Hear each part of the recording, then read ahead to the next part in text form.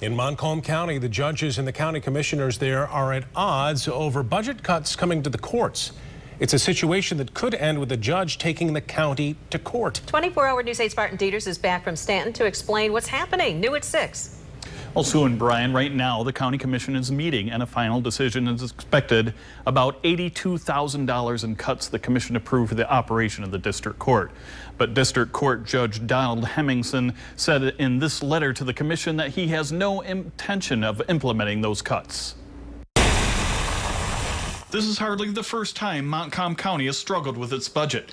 Last year, we told you about $750,000 in cuts to the sheriff department. That equates to more than 10 positions lost. We essentially have contract deputies now.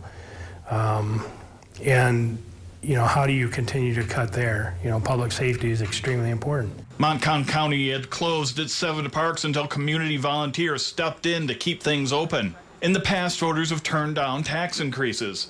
In fact, at least 13 of the last 15 years have seen the county operate at a deficit. That is about to change under the leadership of County Controller Administrator Bob Klingenpeel. We at least have that budget in 2018 that says going forward that we can maintain this. He has tackled the issue with the help of a new auditing firm, but righting the financial ship has meant rough seas for some of the things the county used to spend money on. We entered this year with a need for at least $500,000 in cuts. Klingenpeel said after the cuts made to public safety and other areas, it was time for the courts to step up to the plate. There's not any kind of like targeting or anything like that. It's just an issue of we have to make cuts.